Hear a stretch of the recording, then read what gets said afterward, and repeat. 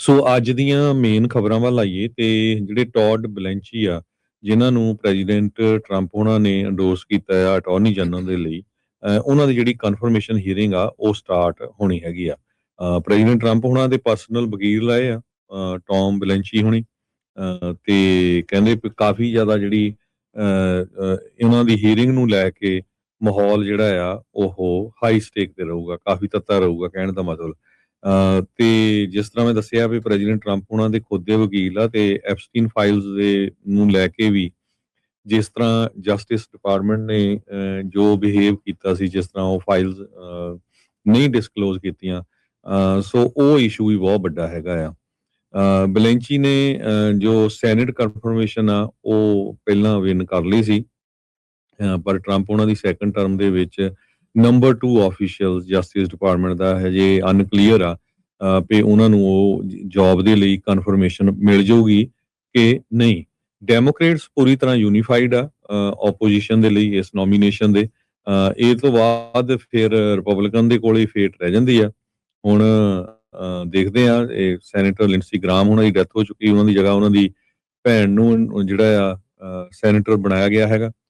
ਇਸੇ ਤਰ੍ਹਾਂ ਮਿਚ ਮਕੋਨਲ ਵੀ ਬਿਮਾਰ ਹੈਗੇ ਆ, ਉਹ ਸੈਨੇਟ ਦੇ ਵਿੱਚ ਨਹੀਂ ਪਹੁੰਚ ਸਕਦੇ ਵਾਈਟ ਹਾਊਸ।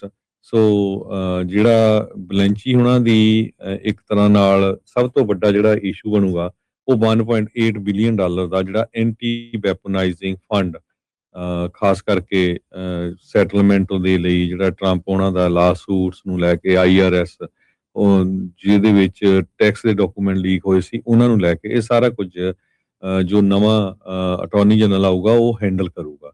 ਸੋ ਇੱਕ ਫੈਡਰਲ ਜੱਜ ਨੇ ਜਸਟਿਸ ਡਿਪਾਰਟਮੈਂਟ ਨੂੰ ਵੀ ਬਲਾਸਟ ਕੀਤਾ ਸੀ, ਕਹਿੰਦੇ ਵੀ ਇੱਕ ਤਰ੍ਹਾਂ ਦੇ ਨਾਲ ਅਮਰੀਕਾ ਦੇ ਟੈਕਸ ਪੇਅਰ ਤੋਂ ਬਿਲੀਅਨਸ ਆਫ ਡਾਲਰ ਲੈਣ ਦੀ ਕੋਸ਼ਿਸ਼ ਹੋ ਰਹੀ ਹੈਗੀ ਆ। ਵੀ ਕੱਲ ਵੀ ਆਪਾਂ ਖਬਰ ਸਾਂਝੀ ਕੀਤੀ ਸੀ ਵੀ ਕਿਸ ਤਰ੍ਹਾਂ ਜਿਹੜਾ ਸੁਪਰੀਮ ਕੋਰਟ ਦੇ ਜੱਜ ਆ ਉਹ ਸਿਕਿਉਰਿਟੀ ਦੇ ਉੱਤੇ ਕਿੰਨਾ ਮਿਲੀਅਨਸ ਆਫ ਡਾਲਰ ਖਰਚ ਕਰ ਰਹੇ ਹੈਗੇ ਆ।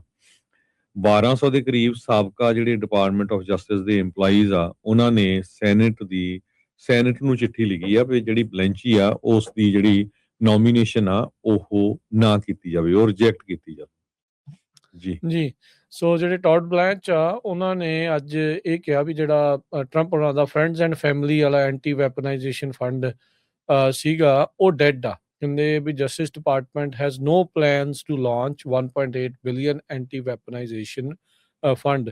ਕਾਫੀ ਜ਼ਿਆਦਾ ਇਸ ਦਾ ਕ੍ਰਿਟਿਸਿਜ਼ਮ ਹੋਇਆ ਸੀ। ਜਿਹੜੇ ਟੌਡ ਬਲੈਂਚ ਆ, ਜਦ ਉਹਨਾਂ ਨੂੰ ਪੁੱਛਿਆ ਗਿਆ ਟਰੰਪ ਹੁਣਾਂ ਦੇ ਬਾਰੇ ਤੇ ਉਹ ਕਹਿੰਦੇ ਆਈ ਐਮ ਹਿਜ਼ ਲਾਇਰ। ਉਹ ਕਹਿੰਦੇ ਨਹੀਂ ਆਈ ਵਾਜ਼ ਹਿਜ਼ ਲਾਇਰ। ਤੇ ਉਹ ਤਾਂ ਆਪਾਂ ਨੂੰ ਪਤਾ ਹੀ ਆ ਵੀ ਅੰਦਰ ਖਾਤੇ ਇਸ ਤਰੀਕੇ ਦੇ ਨਾਲ DOJ ਨੂੰ ਰਾਸ਼ਟਰਪਤੀ ਟਰੰਪ ਆਪਣੇ ਨਿੱਜੀ ਜਿਹੜੇ ਆ ਉਹ ਵਕੀਲਾਂ ਦੇ ਤੌਰ ਦੇ ਉੱਤੇ ਵਰਤ ਰਹੇ ਆ, ਜਿਸ ਤਰੀਕੇ ਦੇ ਜਿਹੜੇ ਕ੍ਰਿਟਿਸਿਜ਼ਮ ਉਹਨਾਂ ਨੂੰ ਝੱਲਣੇ ਜਿਹੜੇ ਉਹ ਪੈਂਦੇ ਹੈਗੇ ਆ। ਸੋ ਜਸਟਿਸ ਡਿਪਾਰਟਮੈਂਟ ਦੇ ਦੁਆਰਾ ਜਿਹੜਾ ਨਵਾਂ ਫੰਡ ਕ੍ਰੀਏਟ ਕਰਨ ਦੀ ਕੋਸ਼ਿਸ਼ ਸੀਗੀ, ਉਹ ਉਸ ਨੂੰ ਬਾਈ ਪਾਰਟੀਜਨ ਵਿਰੋਧ ਦੇ ਚੱਲਦਿਆਂ ਇਹਨਾਂ ਨੂੰ ਬੰਦ ਕਰਨਾ ਜਿਹੜਾ ਉਹ ਪਿਆ ਹੈਗਾ ਆ। ਸੋ ਇਹ ਹੁਣ ਦੇਖਦੇ ਆ ਕਿ ਕਿਵੇਂ ਬਣਦਾ ਆ। ਅਮਰੀਕਾ ਦੇ ਕੋਲ ਇਸ ਟਾਈਮ ਅਟਾਰਨੀ ਜਨਰਲ ਨਹੀਂ ਆ। ਜਦੋਂ ਤੋਂ ਪੈਮ ਬੌਂਡੀ ਨੇ ਅਸਤੀਫਾ ਦਿੱਤਾ ਸੀ ਜਾਂ ਸਲੈਸ਼ ਫਾਇਰ ਉਹਨਾਂ ਨੂੰ ਕਰ ਦਿੱਤਾ ਗਿਆ ਸੀਗਾ ਐਪਸਟੀਨ ਫਾਈਲਸ ਦੇ ਮਾਮਲੇ ਨੂੰ ਲੈ ਕੇ ਹੀ, ਤਾਂ ਹੁਣ ਦੇਖਦੇ ਆ ਵੀ ਕਿਸ ਤਰੀਕੇ ਦੇ ਨਾਲ ਉੱਥੇ ਸੈਨੇਟਰਸ ਨੂੰ ਕਿੰਨਾ ਕੁ ਭਰੋਸਾ ਦਿਵਾ ਸਕਣਗੇ ਟੌਡ ਬਲੈਂਚ। ਇਹ ਹੁਣ ਦੇਖਣ ਵਾਲੀ ਗੱਲ ਜਿਹੜੀ ਉਹ ਰਹੇਗੀ। ਸੋ ਕਨਫਰਮੇਸ਼ਨ ਹੀਅਰਿੰਗ ਦੇ ਉੱਤੇ ਜਿਹੜੇ ਅਟਾਰਨੀ ਜਨਰਲ ਨੋਮੀਨੀ ਟੌਡ ਬਲੈਂਚ ਆ, ਉਹਨਾਂ ਦੀ ਇਹ ਜਿਹੜੀ ਹਾਈ ਸਟੇਕ ਟੈਸਟੀਮੋਨੀ ਆ ਉਹ ਇਸ ਮੌਕੇ ਚੱਲ ਰਹੀ ਹੈਗੀ ਆ। ਸੋ ਕਈ ਤਰੀਕੇ ਦੇ ਜਿਹੜੇ ਪਲਾਨ ਆ ਉਹ ਚੱਲ ਰਹੇ ਆ। ਜਿੱਦਾਂ ਪਿਛਲੀ ਵਾਰ ਦੇ ਵਿੱਚ ਰਿਪਬਲਿਕਨ ਪਾਰਟੀ ਉਹ ਕਹਿੰਦੀ ਰਹੀ ਵੀ ਜੋ ਬਾਈਡਨ DOJ ਨੂੰ ਆਪਣੇ ਇੱਕ ਨਿੱਜੀ ਕਹਿ ਲਓ ਵੀ ਵਕਾਲਤਖਾਨੇ ਦੇ ਤੌਰ ਦੇ ਉੱਤੇ ਵਰਤ ਰਹੇ ਆ। ਹੁਣ ਜਿਹੜੇ ਡੈਮੋਕ੍ਰੇਟ ਆ ਉਹ ਟਰੰਪ ਹੁਣਾਂ ਨੂੰ ਲੈ ਕੇ ਇਸ ਤਰੀਕੇ ਦੇ ਨਾਲ ਆਖ ਰਹੇ ਆ। ਸੋ ਹੀਅਰਿੰਗ ਬੜੀ ਇੰਪੋਰਟੈਂਟ ਆ। ਆਉਂਦੇ ਅਜੇ ਹਰਜੋਤ ਸਿੰਘ ਜੀ 2 ਸਾਲ ਪਏ ਨੇ, ਇਹਨਾਂ ਦੇ 2-2.5 ਸਾਲ ਜਿਹੜਾ ਵੀ ਕੋਈ ਅਪਰੂਵ ਹੋਊਗਾ ਸੈਨੇਟ 'ਚ ਕਨਫਰਮ ਹੋਊਗਾ ਤਾਂ ਉਸਦੇ ਕੋਲ ਮਿਨੀਮਮ 2.5 ਸਾਲ ਜਿਹੜੇ ਉਹ ਹੋਣਗੇ, ਅਨਲੈਸ ਉਸ ਤੋਂ ਪਹਿਲਾਂ ਅਸਤੀਫਾ ਜਾਂ ਕਿਸੇ ਨੂੰ ਫਾਇਰ ਕਰ ਦਿੱਤਾ ਜਾਂਦਾ ਹੈਗਾ ਆ। ਸੋ ਦੇਖਦੇ ਆ ਕੀ ਜਿਹੜੇ ਇਸ ਦੇ ਵਿੱਚ ਬਣਦੇ ਆ। ਜਿਹੜੇ ਸੈਨੇਟਰ ਡਿਕ ਡਰਬਨ ਆ ਕਮੇਟੀ ਦੇ ਜਿਹੜੇ ਰੈਂਕਿੰਗ ਡੈਮੋਕ੍ਰੇਟ ਪਾਰਟੀ ਦੇ ਆ, ਉਹਨਾਂ ਨੇ ਤਾਂ ਸਿੱਧਾ ਹੀ ਲਾਇਆ, ਕਹਿੰਦੇ ਵੀ ਇਹ ਤਾਂ ਯੈਸ ਮੈਨ ਆ ਟਰੰਪ ਹੋਣਾ ਦਾ।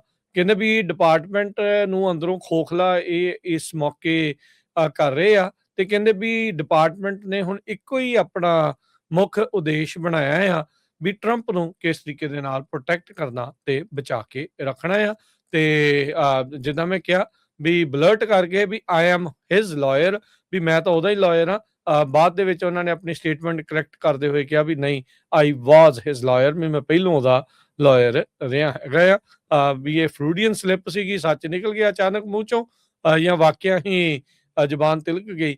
ਇਸ ਨੂੰ ਲੈ ਕੇ ਹੁਣ ਵੱਖ-ਵੱਖ ਲੋਕ ਆਪੋ ਆਪਣੀਆਂ ਅਟਕਲਾਂ ਲਾ ਰਹੇ ਆ।